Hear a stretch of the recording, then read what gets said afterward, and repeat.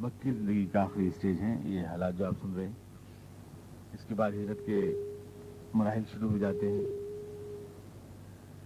شب ابی طالب کی بات ہوئی تھی کہ شب ابی طالب میں بند کر دیا گیا حضور اقدس علیہ تسلیم کو اور آپ کے ساتھیوں کو. کیا آواز ٹھیک کر دیا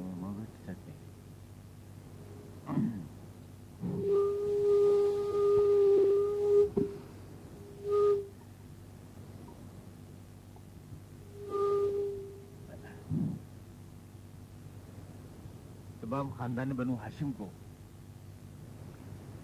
یہ عجیب نہیں ہے.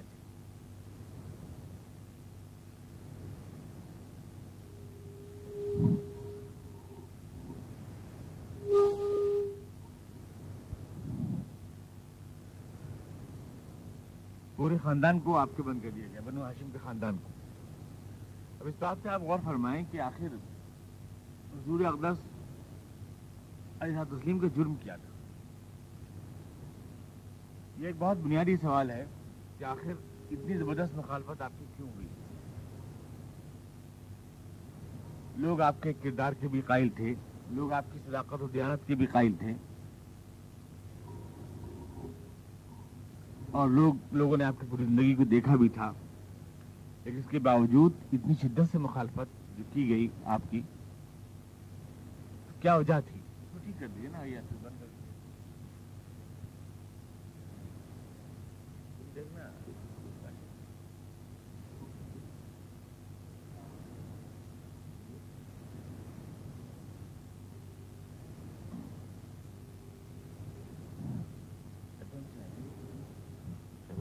ٹھیک ہے, اب ٹھیک ہو گیا, اب ٹھیک ہو گیا, کوئی ٹھیک ہو گیا.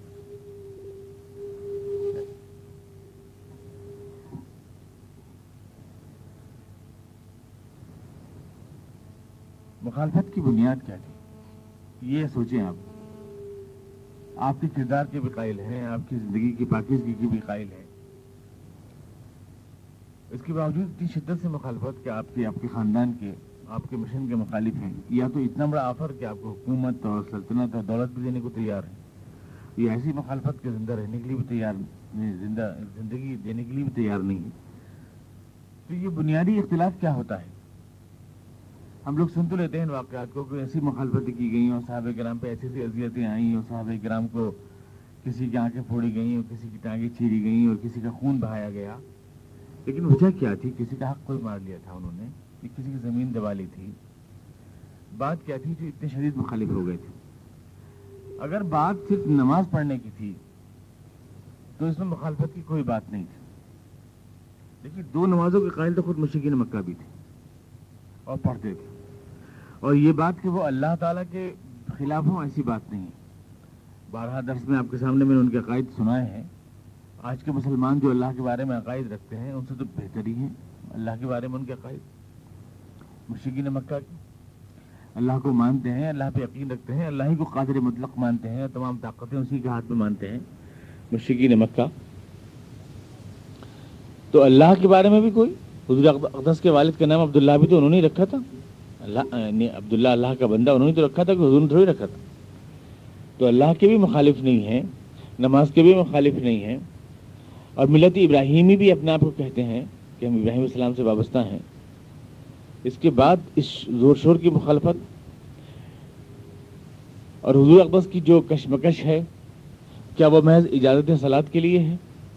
یعنی نماز پڑھنے کی اجازت مجھ کو مل جائے خانہ کعبہ میں, یہ بہت بڑی بات نہیں تھی, یہ تو مل سکتی تھی بہت آرام سے.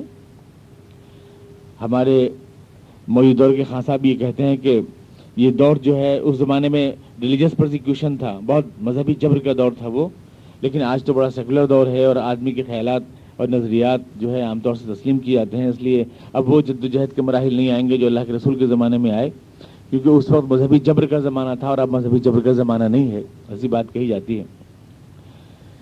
لیکن میں آپ سے عرض کروں کہ مذہبی جبر کی کوئی بات نہیں ہے. آپ نے سنا ہے, خود یہ بات سنی ہے بارہا کہ خانہ کعبہ میں 360 بت رکھے ہوئے تھے, آپ نے خود سنی ہے, اور 360 بتوں کے پجاری سب الگ الگ تھے. یہ لات کے پجاری ہیں, یا منات کے پجاری ہیں, یا عزا کے, یا غوث کے, یا عوق کے, یا نصر کے, سب کے پجاری الگ الگ تھے, اور سب کے مراسم میں عبودیت الگ الگ تھے. لیکن اس کے باوجود ان میں کوئی جھگڑا نہیں ہوتا تھا. اور ان کو بھی چھوڑ دیجئے, یعنی ثقیف کا بت الگ تھا اور یعنی مدین والے سب لوگوں کے الگ الگ بت تھے اور الگ الگ طریقے تھے، چڑھاووں کے طریقے بھی الگ الگ تھے، لیکن آپس میں کوئی جھگڑا نہیں تھا، ایک دوسرے کو برداشت کرتے تھے، ایک دوسرے کے طریقوں کو برداشت کرتے تھے۔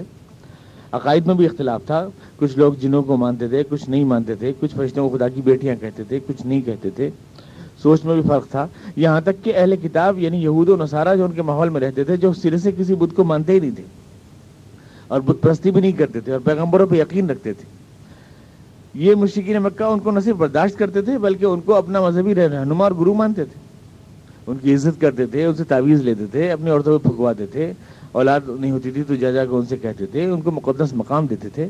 تو جو لوگ اہل کتاب کو، یہود کو، نصارہ کو اور 360 بتوں کے ماننے والوں کو تیار تھے ماننے کے لیے، وہ ایک اللہ کو ماننے والے کو تیار کیوں نہ ہوتے ماننے کے لیے؟ کبھی اس سوال پہ گہرائی سے آپ نے غور کیا ہے؟ اتنی شدید مخالفت کہ جان پہ اتارو ہو گئے ہیں، جان لینے پہ اتارو ہو گئے ہیں، یہ کس بات پہ ہے؟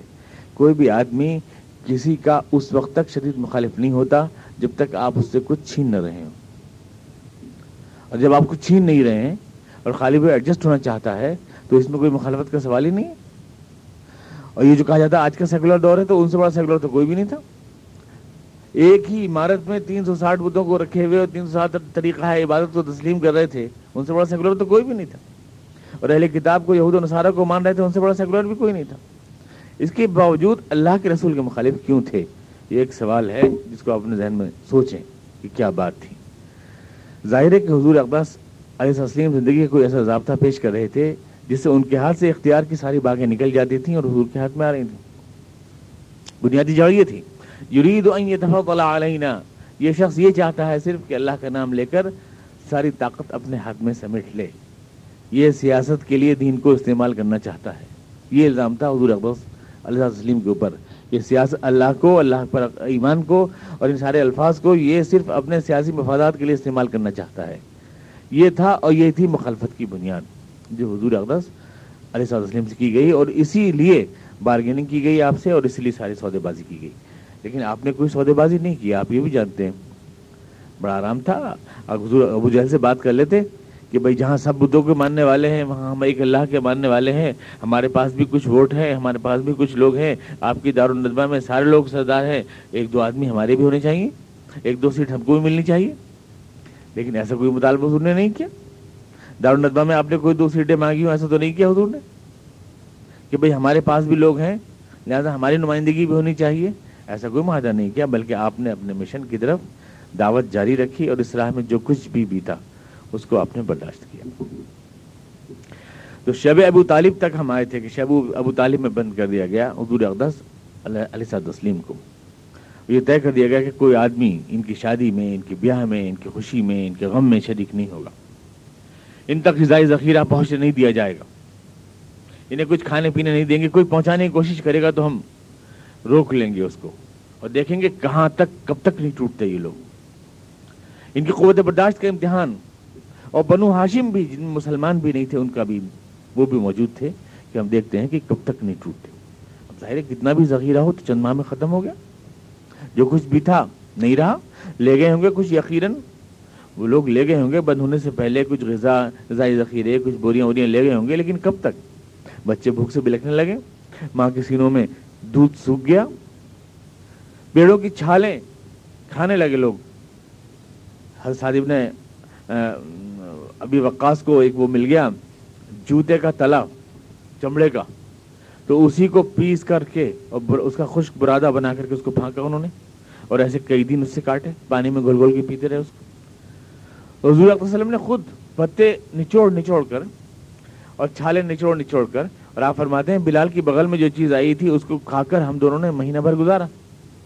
اتنی چھوٹی سی چیز کو ان حالات میں گلی کے موڑوں پہ ہم لوگوں نے پہرے بٹھا دیے کہ کوئی شخص ترس کھا کے ان تک کوئی کچھ پہنچا نہ دے۔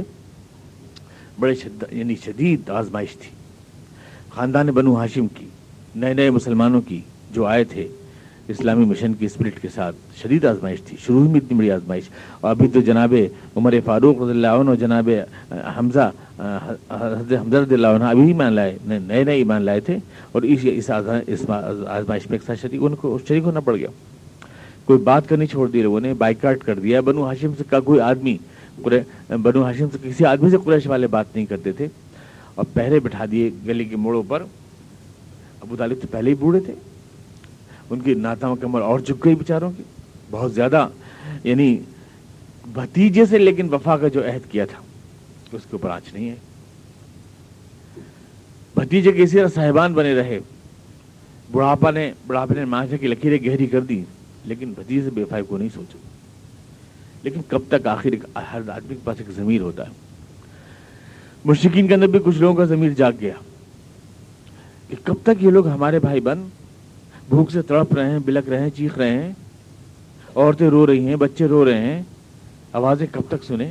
ان کی برداشت نہیں ہوا کچھ لوگوں سے. کچھ شریف النفس لوگ تھے. ہشام عامری نے یہ تحریک اٹھائی. زہیر سے کہا کہ تمہیں شرم نہیں آتی تم لوگوں کو؟ محمد صلی اللہ کے ساتھیوں کے اوپر کیا کچھ قیامت بیت رہی ہے. عورتیں ویران ہیں اور بیران ہیں.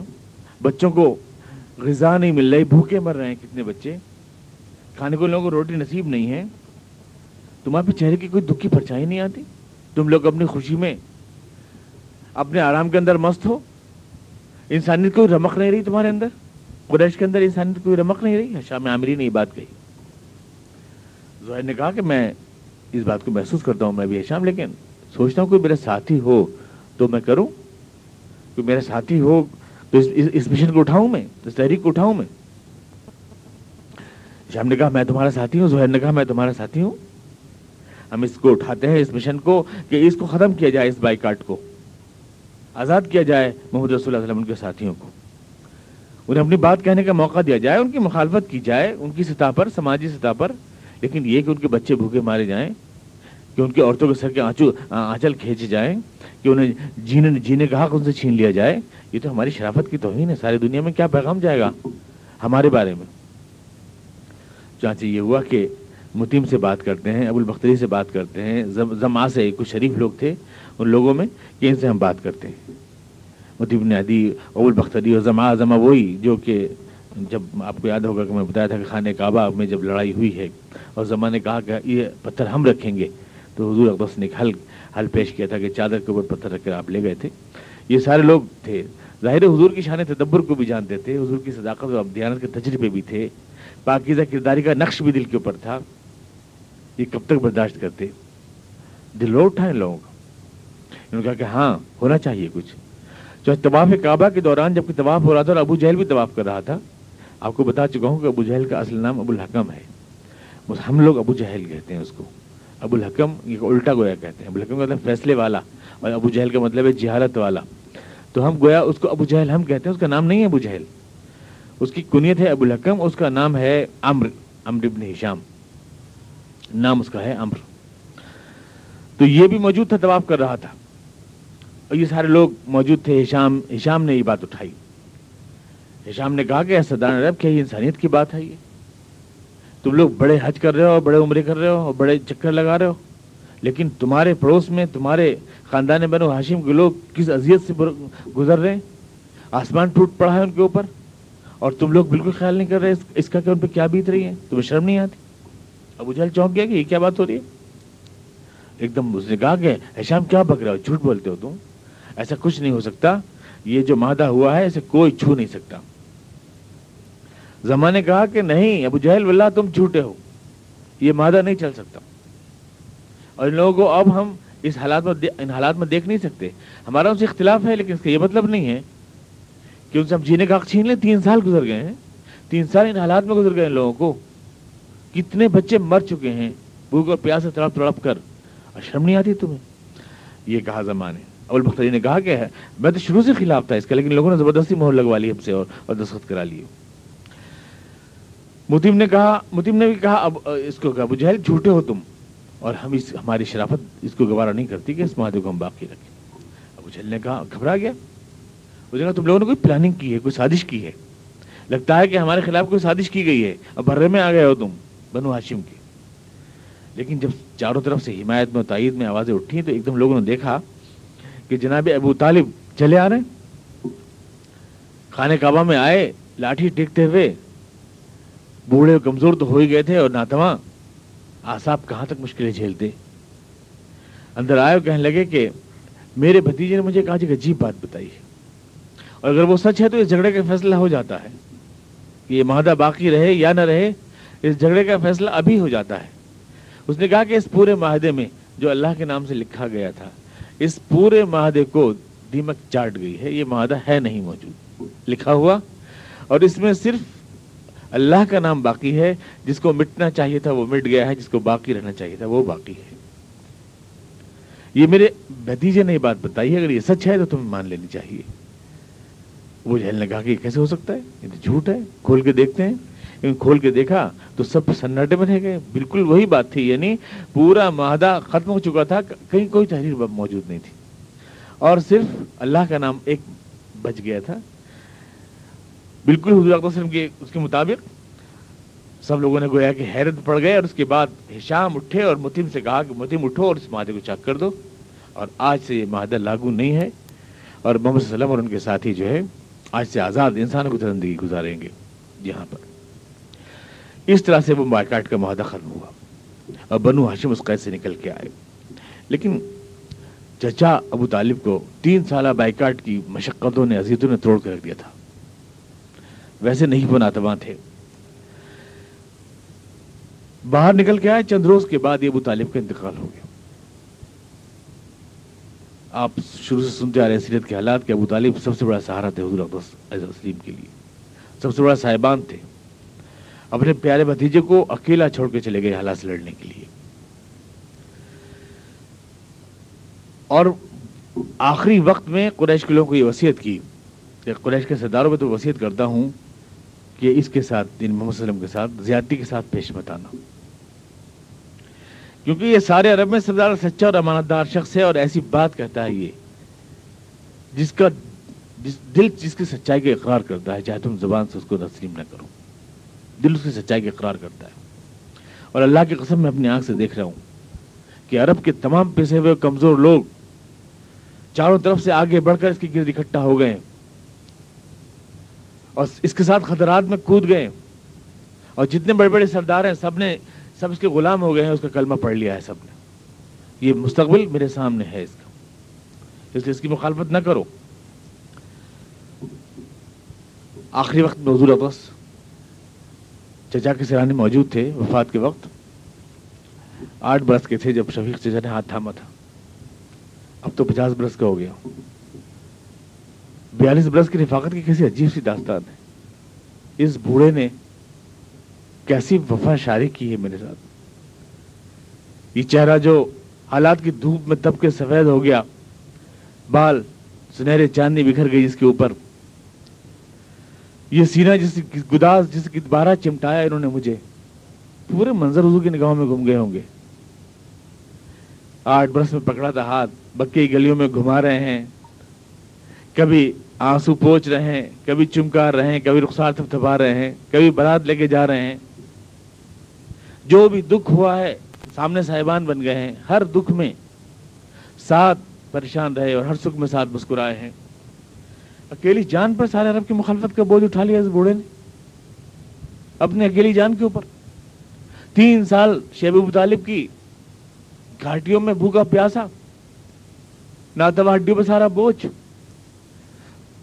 कभी ऊपर बिठा के खाना खिला रहे हैं, कभी रुखसार थपथपा रहे हैं, कभी दुश्मनों से लड़ रहे हैं, मुकाबला कर रहे हैं, भतीजे खातिर गालियां खा रहे हैं, घाटियों में भूख करा रहे हैं, हर दुख में साथ रोए, हर खुशी में साथ मुस्कुराए, और आज छोड़ के जा रहे हैं मुझे। ये मेरे बाप, मेरे चचा सब कुछ थे, ये जा रहे हैं। और आखिरी अल्फाज हुजूर अक़दस ने आखिरी वक्त कहा था, चचा मेरे दुख दूर हो जाएं अगर आप सिर्फ एक बार यूं कह दें ला इलाहा इल्लल्लाह मुहम्मदुर रसूलुल्लाह, यानी ईमान आप कबूल कर लें, सारे दुख मेरे दूर हो जाएंगे। मैं अकेला लड़ने के लिए तैयार हूं पूरी दुनिया से, लेकिन इस सुकून के साथ कि आप इस दीन की सच्चाई को कबूल करते हुए इस दुनिया से गए तो मेरे सारे दुख खत्म हो जाएंगे। कुरैशी सरदार बैठे हुए थे सारे आस पास। जब हुजूर ने ये बात रखी सब बैठे थे, चारों तरफ देखा अबू तालिब ने और कहा, भतीजे अब आखिरी वक्त में अगर मैं तुम्हारी बात कबूल करूंगा तो ये सब यूं कहेंगे कि डर गया अबू तालिब, मौत से डर गया। سب یہی الزام میرے پر رکھیں گے. لیکن یہ میں تمہیں وصیت کرتا ہوں کہ میرے بعد تم اس بے وفا شہر میں رہنا نہیں، چلے جانا یہاں سے، کہیں اور چلے جانا، کیونکہ یہ لوگ تمہیں سکون سے رہنے نہیں دیں گے. تم بئی نجار میں چلے جانا، اپنی ننیال میں چلے جانا، لیکن یہاں مت رہے. یہ شہر بے وفا ہے، ستمگر، اس میں تم رہو گے تو تمہارے دکھ کے عذاب ٹوٹ پڑیں گے. یہ الفاظ کہہ کر رخصت ہو گیا دنیا سے ابو طالب. لیکن یہ آخری غم نہیں تھا حضور کے لیے. آپ فرماتے ہیں وہ سال تو میرے لیے ایسا تھا جیسے آسمان سے آفتیں ٹوٹ رہی ہوں. عام الحزن نام رکھا تھا آپ نے، عام الحزن، غم کا سال. جیسے ستارے ٹوٹتے ہیں، آسمان سے آفتوں کی، مصیبتوں کی بارش تھی میرے اوپر. چند روز کے بعد بیوی بھی، خدیجہ الکبریٰ بھی رخصت ہو گئی. جو ان لوگوں نے جو دکھ سہے تھے 3 سال کی پریشانیوں میں شب ابو طالب کی، ہم تو 1 منٹ میں سن لیتے ہیں نا، یہ 3 سال بند رہے بس. لیکن 3 سال کا مطلب کیا ہوتا ہے، اور ان حالات میں گزارنے کا. کتنے لوگ تو ختم ہو گئے، لیکن جو بچے تھے کیا ان کی زندگی تھی. خدیجہ الکبریٰ بھی جو ہے زندہ نہیں رہ سکی. چند روز کے بعد ابو طالب کے ان کا بھی انتقال ہو گیا. چند ہی روز پہلے آپ نے چچا کو دفن کیا تھا، اور چند روز کے بعد اپنی پیاری بیوی کو بھی دفن کرنا پڑا. آپ کو اپنے ہاتھ سے دفن کیا آپ نے، خود اترے آپ قبر میں اتارنے کے لیے نم آنکھوں کے ساتھ جناب خدیجہ الکبریٰ کو. دنیا میں یہ تو 2 سہارے تھے آپ کے، ایک چچا جو ہر دکھ میں ڈھال بنے رہے، ایک بیوی جس کا آنچل ہر دھوپ میں سائبان بنا رہا. دونوں آپ سے رخصت ہو گئے ایک ساتھ، بالکل نکلتے ہی شب ابو طالب کی اس آزمائش سے نکلتے ہی. کیونکہ آزمائش کی چین گویا برقرار ہے.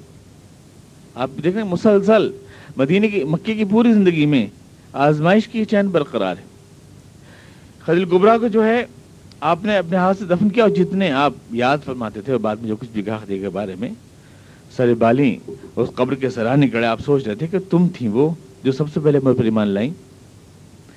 جب سب دنیا مجھے جھٹلا رہی تھی تم نے مجھے قبول کیا. زندگی میں بارہا آپ نے الفاظ فرمائے تھے خدیجہ سے، جب سب نے جھٹلایا تھا تو تم نے میرے پر ایمان لائی تھی. تم نے اپنی ساری دولت میرے پر نچھاور کی، تم نے اپنی اولاد میرے لیے قتل کرائی. قربانی اور ایثار اور وفا کی ایسی مورتی تاریخ میں، دنیا میں کہیں مثل مل سکتی ہے؟ جب سب مجھے جھوٹا کہتے تھے تم میری تصدیق کر رہی تھیں، اور تمہاری گود سے اللہ نے مجھے اولاد دی، مجھے فاطمہ، کلثوم، اور رقیہ اور زینب جیسی پیاری بچیاں دی. 25 سال کا تھا جب زندگی کے سفر میں تمہارا ساتھ ہوا، 25 سال کا، اور 50 کا ہو گیا ہوں. 25 برس کی یادیں، رفاقتیں میری آنکھوں میں کرک رہی ہیں. طویل عرصہ یہ خدیجہ کی وفا شاریوں کی پوری ایک داستان ہے. سب سے پہلے تم نے میرے پیچھے نماز ادا کی، اور جو کچھ بھی زندگی میں قربانی دے سکتا ہے کوئی، وہ سب تم نے میرے پر دی. زندگی میں تو بہت سے موڑ آتے ہیں، نہ جانے والے فراموش ہو جاتے ہیں، لوٹ کے نہیں آتے، مگر ان کی یاد رہ جاتی ہے. جب کبھی بھی حالات کی مجبوری میں اکیلا کھڑا ہوں گا، اور جب بھی ظلم و ستم کی آگ میرے خلاف دہکائی جائے گی، اور جب بھی کاٹو بھائی راہ پہ چلنا میری تقدیر ہوگی، خدیجہ ہر موڑ پہ مجھے یاد آئے گی، ہر موڑ کے اوپر. اللہ کے رسول بعد میں بھی ان کو یاد کر کے اشک ریز ہو جاتے تھے. کئی بار عائشہ صدیقہ رضی اللہ عنہ نے فرمایا کہ آپ اتنا یاد کرتے ہیں ان کو؟ تو آپ نے فرمایا، اور جبکہ اللہ نے آپ کو اس سے اچھی بیویاں آپ کو دی ہیں، تو آپ فرماتے ہیں ہاں خدیجہ، ہاں عائشہ تم نہیں جانتی وہ کیا تھی، اور وہ اللہ کا کتنا بڑا انعام تھی میرے لیے، اور سب کچھ اللہ نے جو کچھ بھی مجھے دیا ان کی برکت سے دیا. کیا فرمایا کرتے تھے. بلکہ ان کی جو بہن تھی جناب حالہ، اور ان کی جو سہیلیاں تھیں، وہ بھی اگر کبھی گھر میں آتی تھی تو آپ جو ہے اشکریز ہو جاتے تھے، اور ڈھونڈ کر خدیجہ کی ساری سہیلیوں کو آپ زندگی پر تحفے بھجواتے رہے، جتنی بھی ان کی ملنے والیاں تھیں. حالہ آئی، ان کی آواز ملتی تھی جناب خدیجہ سے، گھر میں آواز، بولنے چال کی آواز آئی، کون بول رہا ہے؟ خدیجہ کی سی آواز ہے. تو کہا اچھا حالہ ہوں گی. آپ نے حسرت زدہ لہجے میں کہا اچھا حالہ ہوں گی. شدید ترین محبت جناب خدیجہ سے آپ کو تھی، لیکن یہ بھی آپ سے رخصت ہو گئی. اب بالکل اکیلے ہو گئے آپ زندگی میں. چچا بھی نہیں اور بیوی بھی نہیں آپ کی. اس سے پہلے آپ جانتے ہیں بچپن میں تو باپ اور ماں اور سارے آپ سے روٹتے چلے گئے تھے، دادا. اب اس کے بعد زندگی میں مادی سہارے یہ ہو سکتے تھے جو تھے، لیکن یہ بھی آپ سے جدا ہو گئے. لیکن کیا آپ ٹوٹ گئے؟ بالکل نہیں. مشن کی جو آگ ہوتی ہے آدمی کے سینے میں وہ اس کو ٹوٹنے نہیں دیتی. آسمان آپ کے لیے لوہے کا ہو گیا اور زمین آپ کے لیے سنگلاخ ہو گئی، لیکن آپ تو پہاڑ ہو گئے اور بھی زیادہ. اور آپ نے وہ فیصلہ فرمایا اکیلے کہ اب میں سرزمین طائف کی طرف جاؤں گا جہاں کے لوگ اسلام دشمنی کے اندر مشہور ہیں، اور اکیلا. مکے سے طائف کو جانے والا راستہ بڑا شدید سنگین راستہ ہے. اگر کبھی آپ گئے ہوں، جن لوگوں نے حج کیے ہیں جانتے ہوں، اتنی شدید گرمی وہاں پر ہوتی ہے کہ آپ کے لیے چلنا پھرنا مشکل ہے. باہر گاڑی سے آپ ہاتھ نکالیں تو آپ کا ہاتھ جل جائے، ایسا لگتا ہے جیسے آگ میں ڈال دیا آپ نے. پتھر تڑک جاتے ہیں وہاں، چٹانیں ٹوٹ جاتی ہیں وہاں، ایسا موسم ہے. اور اس موسم میں جناب رسول خدا صلی اللہ علیہ وسلم نے طائف جانے کا پروگرام بنایا. خدیجہ اور جناب ابو طالب سے جدا ہو جانے کے بعد تنہا مکہ طائف کو جانے والے راستے پہ تنہا جا رہے ہیں آپ. طائف کے لوگ اگر میری بات کو مان لیں، میری اس دعوت کو مان لیں، وہاں کے سردار اگر اس کے سرپرست بن جائیں تو یہ دعوت پورے دنیا میں پھیل جائے، پورے عرب کے اندر یہ پورے عرب کی آواز بن جائے. بس یہ غم، یہ درد. ریت بہت گرم تھی، لیکن شاید دل میں آپ کے جو مشن کی آگ تھی وہ اس سے زیادہ گرم تھی. تلوے زخمی ہو گئے تھے آپ کے اس ریت میں چلتے چلتے. ریت رات کو برف ہو جاتی ہے اور دن میں آگ ہو جاتی ہے. ریت کی تاثیر ہوتی ہے. اور اس وقت کوئی روڈز بنی ہوئی نہیں تھی، کوئی سڑک نہیں تھی. پہاڑیوں پر چڑھتے ہوئے، گڑھوں میں اترتے ہوئے، ریت کو پھلانگتے ہوئے آپ گئے ہوں گے. اور معمولی راستہ بھی نہیں ہے وہ. آپ ذرا تصور میں لائیں. 1 منٹ میں کہہ کے چلا جاتا ہے وائز اس بات کو، لیکن ذرا ذہن میں تازہ کریں ان سارے مناظر کو، جہاں پر رفقائے سفر بھی نہیں ہوتے، ساتھ جانے والے لوگ بھی نہیں ہوتے، اکیلے.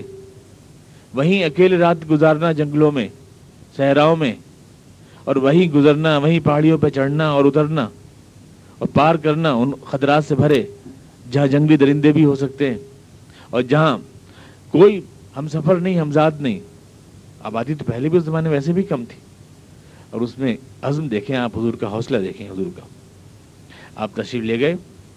بس یہ لگن صحرا میں آپ کو بھٹکائے پھر رہی تھی کہ اگر یہ لوگ اسلام کے علمبردار بن جائیں، اگر ان کی طاقت مجھے مل جائے. ہر ایک کے جہاں بھی آپ کو ذرا بھی سرنگ کے جس کنارے پہ آپ کو روشنی دکھائی دیتی تھی آپ وہیں جاتے تھے. ہر ایک سے بات کرتے تھے. ہر سردار سے تم ہمارے پیٹرونیج ہمیں دے دو، سرپرستی دے دو ہمیں، تاکہ ہم اس دعوت کو پھیلاتے رہیں. ہر ایک کے سامنے آپ یہ بات رکھتے تھے، ہر ایک کے سامنے. کبھی آپ نے سوچا کہ وہ شخص جو اللہ کا سب سے معزز رسول ہے اور جو اگر دعا کے لیے ہاتھ اٹھا دے تو عرش الہی لرز جائے، اور جس کو ہم حبیب خدا بھی کہتے ہیں، اے میرے پیارے رسول، اے میرے پیارے نبی کہہ دو، اے میرے پیارے نبی، یہ ہم نے بنا رکھا ہے طرز خطاب. اس کو اللہ تعالیٰ نے ایسے طائف کے صحراؤں میں اور ریگستانوں میں بھٹکنے کے لیے، ایسے ایک ایک کی خوشامد کرنے کے لیے چھوڑ دیا. وہ تو ہاتھ اٹھا لیتے اور سارے کام ہو جاتے. آج اس کی خوشامد، آج اس کی خوشامد. 2 کوڑی کے لوگ جن کا کوئی کردار نہیں تھا، ان کی خوشامد کہ تم اس دین کے سرپرست بن جاؤ. اور پھر ان صحراؤں کے اندر، اس ریت میں، اس دھوپ میں، اس آگوں میں بھٹکتے پھر رہے، زخمی، خون بہاتے پھر رہے ہیں تلووں سے. کانٹے چبھ رہے ہیں، پتھر چبھ رہے ہیں، کنکریاں چبھ رہی ہیں. اکیلے جا رہے ہیں، کوئی زیادہ سفر بھی ساتھ نہیں ہے، کوئی توشہ بھی ساتھ نہیں ہے. ایسا کچھ وہ جو حبیب خدا ہے اور وہ جو فخر کائنات اور اس بزم کائنات کی شمع انجمن ہے، اور وہ ان حالات میں کیوں؟ لِكَيْ لَا يَكُونَ لِلنَّاسِ عَلَى اللَّهِ حُجَّةٌ بَعْدَ الرُّسُلِ، تاکہ آنے والے سارے لوگوں کو یہ میسج مل سکے کہ تمہارے لیے بھی یہاں پہ پھول نہیں بچھے ہوئے ہیں. اللہ تعالیٰ نے اس راہ کو جو بنایا ہے اس کا اصول سب کے لیے یکساں ہے. اور یہاں جو کچھ بھی ہونا ہے انسانی لیول کے اوپر ہونا ہے، ہیومن لیول کے اوپر ہونا ہے. یعنی جو کچھ بھی کرنا ہے مشقت کر کے اپنے آپ اچیو کرنا ہے. یہاں پر یہ کہ میں کروں کچھ نہیں اور سب اللہ تعالیٰ کر دے، یہ ہونا نہیں ہے. جب خدا نے اپنے پیغمبر کے ساتھ کر کے دکھایا تو یہ اور کسی کے ساتھ بھی استثناء نہیں ہو سکتا. یہ تو نمونہ بنانے کے لیے تھے نا، جو کہ اللہ کے رسول نمونہ بنانے کے لیے تھے. تو نمونہ آپ کیسے بنتے اگر سارا کام پھونکوں سے ہو جاتا آپ کا؟ تو نمونہ کیسے بنتے آپ؟ جو کچھ بھی کیا اللہ تعالیٰ نے وہ سب کچھ آپ کے اوپر، حالات کی پوری جوئے خون گزار دی آپ کے اوپر سے. اس راہ میں جو کچھ بھی گزرتی ہے سو گزری، تنہا پس زندہ کبھی رسوا سر بازار، سب کچھ آپ کو بولتی. تو جب ہے یہ ایک اصول تو ہر ایک کے لیے ہے. چلتے رہے آپ، کئی دن گزر گئے، کتنی ٹھوکریں لگتی ہوں گی، آپ کا پورا وجود جھنجھنا جاتا ہوگا، لیکن آپ چلتے رہے بھوکے اور پیاسے. وہاں کوئی ٹیوب ویل لگے ہوئے نہیں ہے ریگستان میں پانی پینے کے لیے، اور آپ چلے گئے. اور جانے کے بعد جب پہنچے اس پتھروں کی بستی میں اور وہاں کے سرداروں سے ملے، عبد اللیل وغیرہ سے، تو کیا کوئی ویلکم ہوا آپ کا؟ یہ تو آپ کا مشہور واقعہ، سنا ہوا واقعہ ہے. لوگوں نے آپ کی بات سننے سے انکار کر دیا، انہوں نے دروازے بند کر لیے، بھیڑ لیے اپنے. مکے سے آنے والے اس مسافر کے لیے، بھوکے پیاسے مسافر کے لیے، وہاں کسی کے پاس پانی کی ایک گھونٹ نہیں تھا. میزبانی کا حق ادا کرنا عربوں کی قدیم روایت تھی، لیکن یہاں اس کائنات کے سب سے مقدس مہمان کے لیے میزبانی کا کوئی ادب نہیں تھا ان لوگوں کے پاس. صرف پتھروں کی سوغات تھی جو دی گئی وہاں سے. وہ باش لڑکے چھوڑ دیے حضور صلی اللہ علیہ وسلم کے اوپر، جو پتھر مار رہے تھے ٹخنوں کو تاک تاک کر اور گھٹنوں کو تاک تاک کر. آپ نحیف اور نزار، بھوک اور پیاس سے بے حال تھے، اور لوگ جو ہے آپ کو گھیر گھیر کر کے پیچھے ایک غول پورا لگا دیا آپ کے اوپر. ابھی تو غم کا دکھ اٹھا کے آئے، ابھی تو چچا کو زیر تہہ خاک کر کے آئے، ابھی تو اپنی بیوی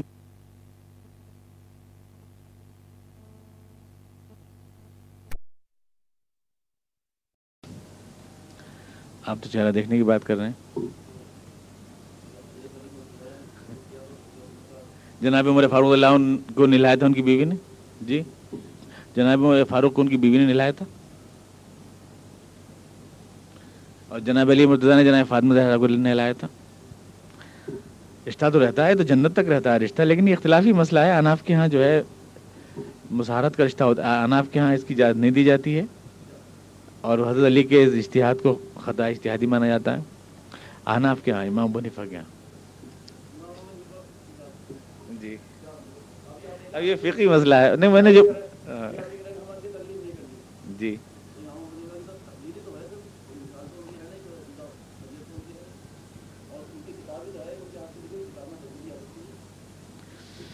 جی ہاں، اس پہ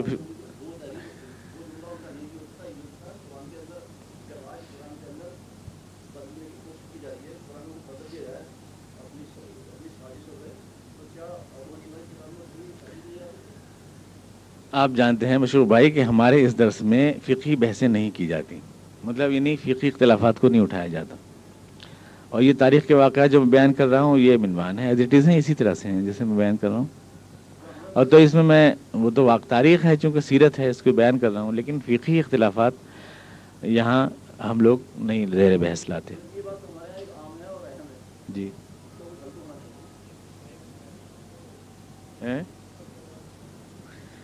ہاں، لیکن یہ میں آپ کو یقین دلاتا ہوں کہ میں جو کہہ رہا ہوں وہ صحیح کہہ رہا ہوں، حضور نے اپنے ہاتھ سے اتارا تھا.